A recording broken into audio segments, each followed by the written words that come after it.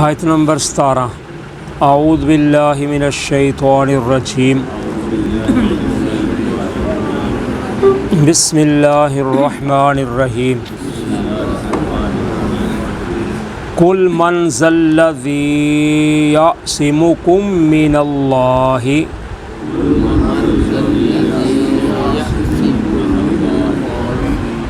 ان اراد بکم سوءا او اراد بکم رحمہ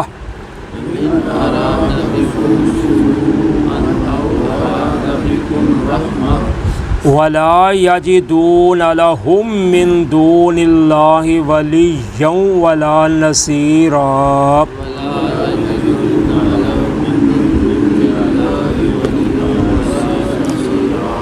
قد یعلم اللہ المعوقین منکم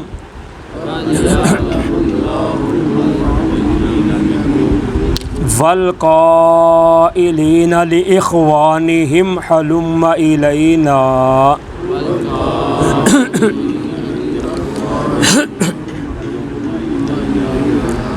ولا یأتون البأس الا قلیلا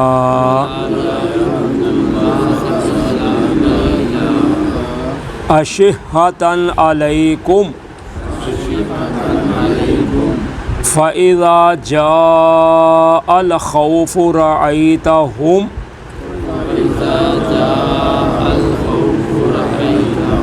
يَنْظُرُونَ إِلَيْكَ تَدُورُ أَعْيُنُهُمْ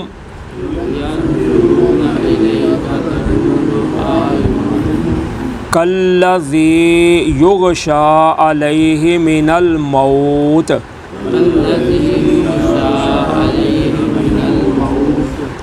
فَإِذَا ذَهَبَ الْخَوْفُ سَلَكُوكُمْ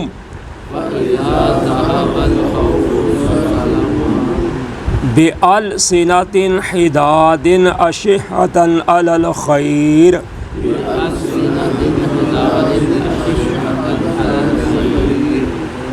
أُولَئِكَ لَمْ يُؤْمِنُوا فَأَحْبَطَ اللَّهُ أَعْمَالَهُمْ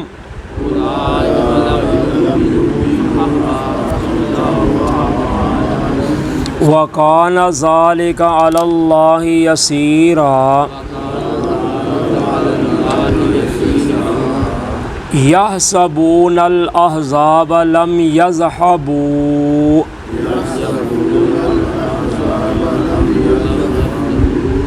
وَإِنْ يَأْتِ الْأَحْزَابُ يَوَدُّوا لَوْ أَنَّهُمْ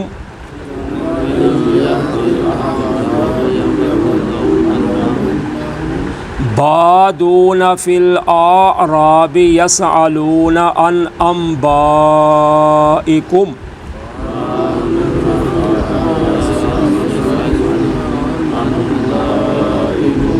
ولو کانوا فیکم ما قاتلوا الا قلیلا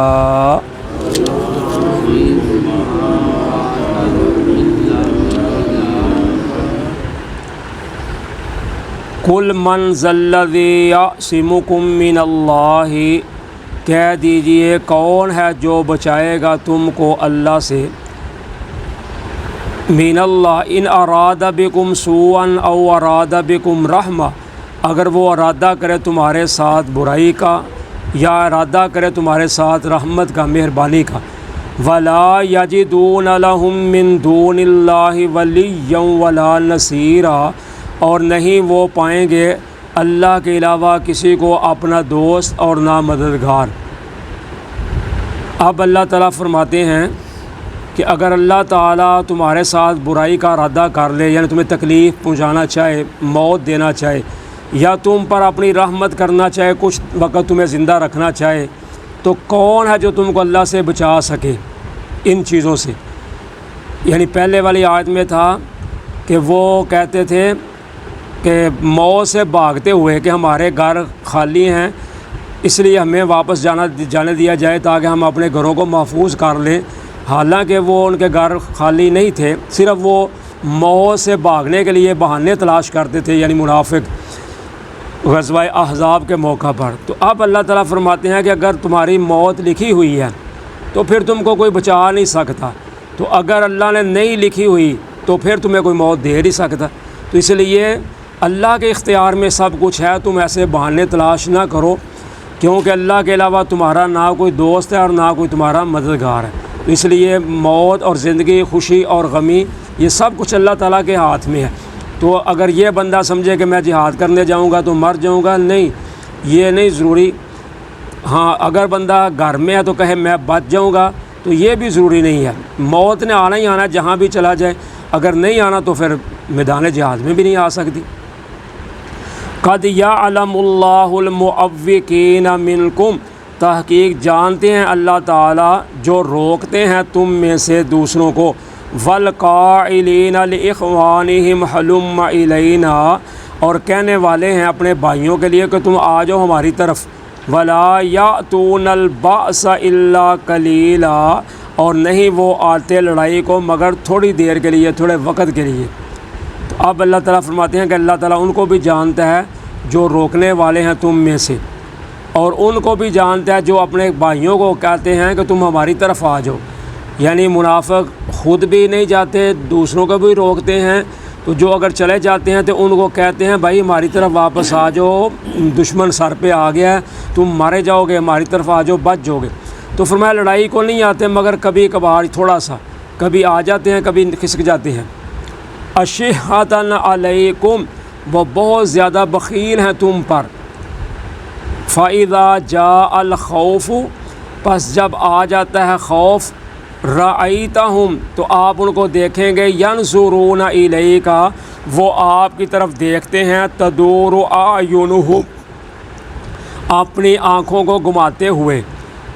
یا آنکھوں کو جماتے ہوئے، كَالَّذِي يُغْشَىٰ عَلَيْهِ مِنَ الْمَوْتِ، جیسے وہ آدمی اپنی آنکھوں کو گھماتا ہے جس پر موت طاری ہوتی ہے۔ فَإِذَا ذَهَبَ الْخَوْفُ، پس جب چلا جاتا ہے خوف دشمن کا، سَلَكُوكُمْ بِأَلْسِنَةٍ حِدَادٍ، تو وہ اپنی تیز ترار زبانوں کے ساتھ باتیں کرتے ہیں۔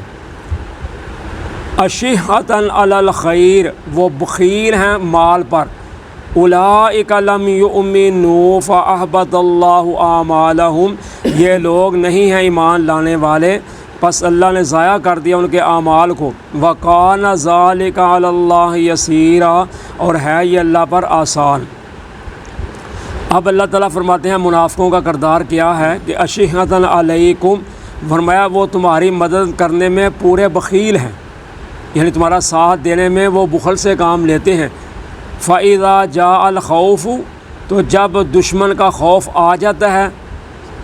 تو آپ ان کو دیکھیں گے کہ وہ آپ کی طرف ایسے آنکھیں پھیرتے ہیں یا ایسے آنکھیں جما کر دیکھتے ہیں جیسے وہ آدمی جس پر موت کا طاری ہو، تو اس کی آنکھیں کھلی کی کھلی رہ جاتی ہیں، وہ آنکھیں تاڑ تاڑ کے دیکھتا ہے۔ تو اس طرح آپ کی طرح آنکھیں گھورتے ہیں کہ یہ اس نے ہمیں پھنسا دیا ہے، یہ اب مروائے گا ہمیں، نبی معاذ اللہ۔ تو ایسے آپ کی طرح آنکھیں گھماتے ہیں جیسے ان پر موت طاری ہونے والی ہے۔ فَإِذَا ذَهَبَ الْخَوْفُ، تو جب خوف چلا جاتا ہے، دشمن دوڑ جاتا ہے، سَلَكُوكُمْ بِأَلْسِنَةٍ حِدَادٍ، پھر اپنی تیز تراری کی وجہ سے بہت زیادہ باتیں کرتے ہیں، جی ہم آپ کے ساتھ، ہمیں موقع ملا تو ہم یہ کر دیں گے، پھر وہ بہت باتیں بناتے ہیں۔ کس لیے؟ اشحۃ علی الخیر، بخیلی کرتے ہوئے مال پر۔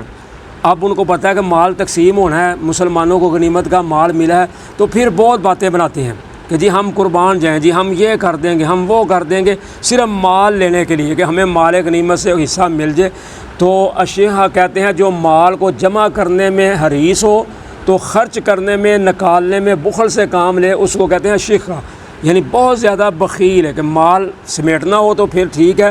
دینا ہو تو پھر اس کو کچھ ہو جاتا ہے۔ تو اللہ تعالیٰ فرماتے ہیں یہ جب دشمن کے آتا ہے تو پھر تو گھورتے ہیں، تو جب دشمن چلا جاتا ہے پھر تیز ترار زبانوں کے باتیں کرتے ہیں تاکہ ہمیں مال سے حصہ مل جائے کہ ہم بھی آپ کے ساتھ شامل تھے۔ تو اللہ تعالیٰ فرماتے ہیں اولئک لم یؤمنوا، یہ ایمان والے نہیں ہیں، یہ صرف فراڈ کرتے ہیں، دھوکہ دیتے ہیں۔ فاحبط اللہ اعمالهم، اللہ نے ان کے اعمال کو برباد کر دیا۔ وَقَانَ ذَلِكَ عَلَى اللَّهِ يَسِيرًا، اور یہ ہے اللہ پر آسان، یعنی ان کے اعمال برباد کر دینا یا ان کے نفاق کو۔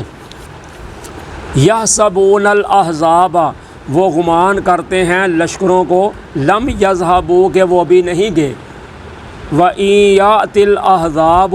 اور اگر آ جائیں لشکر، یودوا تو وہ چاہتے ہیں لو انہم بادون فی الْأَعْرَابِ کاش کہ وہ ہوتے صحراؤں میں بادنشینوں کے ساتھ یعنی عرابیوں کے ساتھ، یسألون عن انبائکم وہ پوچھتے تمہارے بارے میں خبریں،